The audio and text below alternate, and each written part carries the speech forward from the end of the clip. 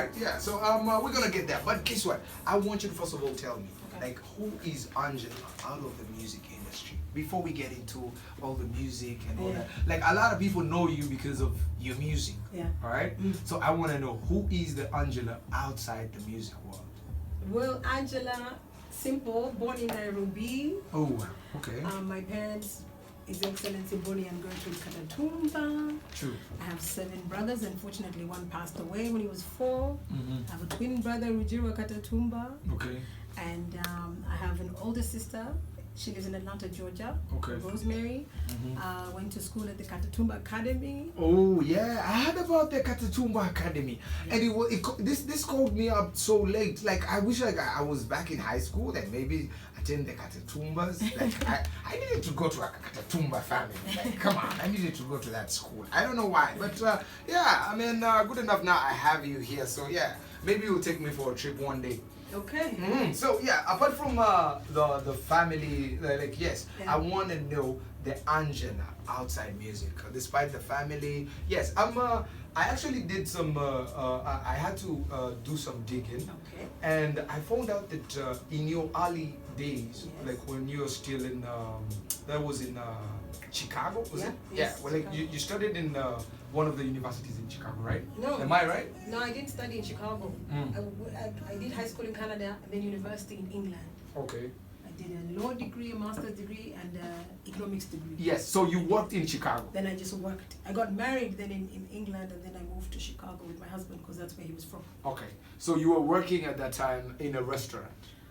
In Chicago. In Chicago, yeah. yes. Yeah. So I've seen that you've actually worked in 3 places in the States. Exactly. Yes. Wow. So I want you to tell me, like, what type, like, how was that like past experience for you, like to work as a like in a restaurant? Because a lot of people don't get it, and maybe sometimes they confuse it to be like you see, like people think maybe being a lawyer or being a doctor is the only thing that can actually earn you like a living. Understand? And people don't know the other side of Angela. That's why I brought it. I don't know if that's okay with you, but I love it. yeah. So I wanted to know, like, how was that experience? Like, how did you find that? It was awesome because it was my first time putting work. Okay, I did odd jobs when I was doing my master's in England, like performing in a club, you know, being paid £300 a night. Yeah. And then in Chicago, it was putting my actual degrees in play. Yeah.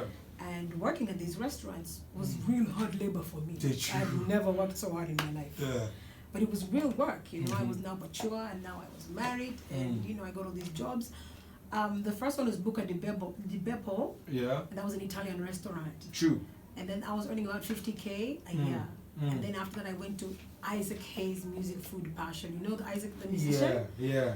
Before he passed away, he had 3 huge restaurants in the U.S. in Chicago and Minnesota, and the one I think was in Vegas. I'm not sure. Yeah. And he hired me as the food and beverage manager. True. It was such an experience, you know. And you see all these artists, the Alicia Keys coming to perform. Damn. And we were the ones paying their managers for them to perform. Okay. So it was literally music and entertainment. So this is where the whole Angela Katatumba music dream came from. Could we say like this is where you got inspired from? Like you got the inspiration with seeing all these big artists and all that. Yeah. I mean, I was really inspired because when I was growing up, my parents noticed I loved to mimic Tony Braxton and Whitney Houston. Oh. So when I went to Canada, my dad made sure that after school he paid extra for me to have extra lessons, vocal lessons. He paid $40 an hour for me to learn to have vocals, how to breathe, you know, serious training. Yeah. So in the UK and in Canada, I was always winning all these talent shows. If you had a talent show, if Angela's in it, it's a wrap. Definitely. You know? But in the US, it was more like working and learning when you see the greats, Alicia Keys. True. R. Kelly come through. I know, like, right? It was too much. Donell Jones. Like you never froze, like you didn't faint? Like when you see this guy, you know how girls be like, ow! So you see Angela, okay, I don't know if that happens to the guys. I don't know if guys scream as well. But most especially like when girls see like their best female artists or their like their ninja artists out there, they'll be like, yeah, they start screaming and all that. But you know what's funny? I realize like home is home for everyone. True. You know, like here when people see Angie, it's not really a big deal. Yeah. Hi, that's it. Yeah. Just like that. Yeah. When you have all these like R. Kelly lived in Chicago. So when he would come through, it wasn't that big a deal. Yeah. But So he was at home. Yeah, he's at home. People just start whispering. They're like, "Oh, he's here. He's here." That kind of thing. They gave him his respect. We had Master P come in the building one day with little Romeo. Wow. And we felt his presence because he tipped everybody except me. I didn't see him. Damn. I didn't get the $100. Why? $100 from the valet, restaurants. And I was in the back room. Shit, we need to pull up a hashtag. Hashtag, yo, remember, like Master P, we need that 100 US dollar, man. Why? You did that? He needed to have tipped you. So, like, real quick, what do you think about so now that you got in through like all that experience, like you did different sorts of jobs, and then you landed into music. So now, I want to ask, like, I want to get this straight, like, from you. Like, what do you think about the music industry now? Like, I don't want to ask you the normal actual questions that regular people ask you. Yeah, that's not how we do it here. You're already different because you've researched, and I'm really impressed. Definitely. Yeah, I like so, that. thank you. So, I want to know, like, what do you think about the music industry in Uganda, like, compared to the world? I believe it's growing. Really? It's definitely growing. Slowly, but it's growing. Okay. You know what I'm saying? And you know, I always say that the problem with the music industry in Uganda is there's so much focus on quantity, not quality. True. And this is where the Nigerians are whooping us. True. You know, low quality videos, low quality sound output. You know, there's like, this is the biggest difference with the US and everywhere else. True. So if we could just like step up on the quality, reduce the quantity, you know, I think that will take our game to a whole other level. We can start competing with the Nigerians. Okay, so real quick, like, how has this music, like, musically, like, how has music shaped you? Like, what would be that one thing or two or three things that you say, like, if I didn't have music, this wouldn't have worked out for me, or I would have maybe suggested to do something else, but regardless of anything, like, how has this music or your music personally, like, when people are listening to your music, like, do you ever get like negative comments from them, and then be like, maybe you throw like one hell of a trashy video, like, we're expecting more from you. So, like, basically, how has music shaped you? Like, is it up there, or you feel like guys are actually giving you negative comments? Like, no, I love the criticism. When criticism comes in, I am a person who takes it in. I love it because it just builds me. True. And it makes you become a perfectionist. True. I'm already a perfectionist. Yeah. So when you put a video out, it must be expensive. It must be like well thought out, proper script. Like, I don't play. I sit down and I edit my videos. You know, that's how serious I take it. Yeah. So it kind of music has made me more of a perfectionist. You're gonna put an image there. You have to be perfect from head to toe. True. So it's me. I find it's built me up in a better way. You know, image. I used to be so big in the US. I was 100 kilograms. Oh, I know, right? Yeah. And I've been trust me, I've been stalking you here and there, and then I've been seeing different pictures of you. But then I was like, damn, what did this girl do to herself? Like, what happened? Yeah, I mean, first of all, moving to You were eating too much burgers or what? Exactly. Like, I mean, everything in America is amazing. I know, right? In the UK. But when I came to Uganda, you go for like these cookies, these nice cookies, these, you know, nice everything, popcorn. You can't But find we're it talking here. about the US and the UK and all those Western countries, like, being good in terms of food. Yeah, they're Because amazing. Uganda is the best. I mean, they're amazing at the worst food. But when I came to Uganda, my mom and my dad were like, hello, gwenyabo. Boiled food, matoke, chimichi. So kind of like being forced, that was forced upon me, so that kind of helped me like lose weight. Yeah. So I'm on a way better diet in Uganda. The food is healthier in Uganda. So. True. But you see, that goes back to the image, because of the music. It forces you to be like, yo, you're not gonna be seeing that size. True. On TV. On Nobody wants TV, to yeah, see nobody that. will be looking at that. Yeah. Yeah, true. And I like the way you look now. You look amazing. Thank you. Yeah, true. You look amazing. Thank So, and this brings me to our next question. Like, what challenges have you met ever since you started your whole entire music career? Like, what are those?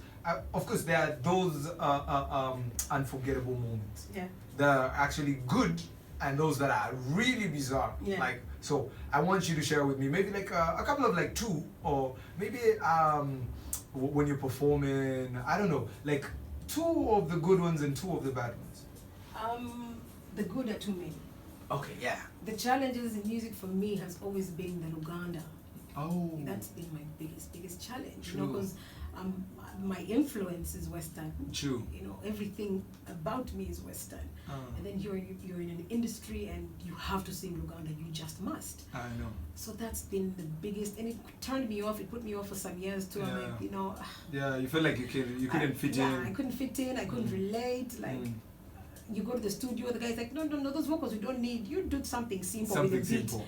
Like, what's happening here? I know. So that was for me my biggest challenge. But I know now why I'm happy is that now a lot of producers like Andre and all are beginning to fuse. Speaking of Andre, we'll get there. Yeah.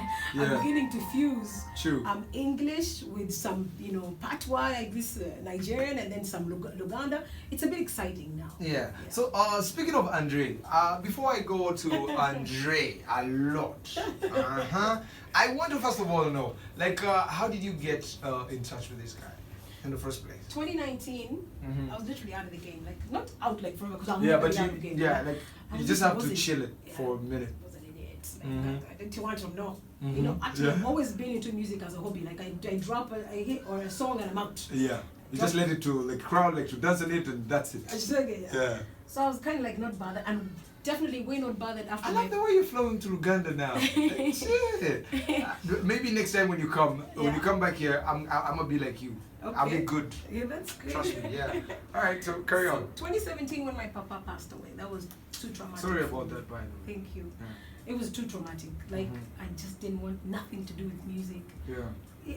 Media, getting all this into. I just didn't want. True. And then 2019, I got new management, Tony Ocean. Okay. And he was like, you must work with a guy called Andre. I'm like, nah.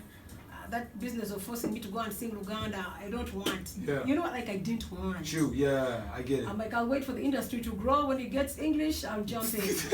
So he took 2.5 months. For now, it's like, Yeah, he took 2.5 months to convince me to get into the game and now go and first stop work with Andre. True. So he introduced me to Andre. Okay. So after meeting Andre, you came up with this whole idea of the Tonela Vida song, or was it your idea, No, or Andre, was it 100% him. It was the easiest song I've ever written, or song. He wrote it. Okay. He said, sit down. You know, I'm used to the power vocals. That I was standing. He was like, no, sit down. I'm like, okay. Just whisper. Just take it easy. He was being a nice guy, right? And he was being excellent. And he gave me easy Luganda. Like, true. we were done in, like, he wrote everything, sing this, done. Alright. He fused Luganda. It was so easy. It was nice. It was a good experience. Yeah. And I could only tell that you were actually flowing to like some of the few words that he had written, like in the song. Yeah. All right, so cool. Let's get into this song. I know you got another brand new song, but we'll get into that later. Let's first of all get into the Tonela Vida song, and then later I'll be coming back. Trust me, I got something coming your way. I'm telling you, we need to like close this and seal it. I mean, from the whole entire Ugandan social media, whatever. You know, like we're sealing it today, and no more questions should come your way. If you ever get a question on this, no, if they do, please just refer them to us. Okay. We'll give them the answers. All right. Tidal Radio Human Bantu, that's my name, and of course we got 17 minutes to the top of the hour. I got this beautiful song coming in from the one and only Angella Katatumba, the Tonela Vida song, a beautiful duo with Daddy Andre on this. So let's get into it, and then we're gonna be coming back. If you want to know anything about Angella Katatumba, all you gotta do is hit me up on our different social media platforms. Definitely tell me like what's up, like what do you want to know about her, and then she's gonna be answering you straight up here. Keep it Tidal Radio Human Bantu. Angella Katatumba is in the building. Don't forget about her. Tell your neighbors, tell your mama, tell your grandfather, everybody out there. Angella Katatumba is here.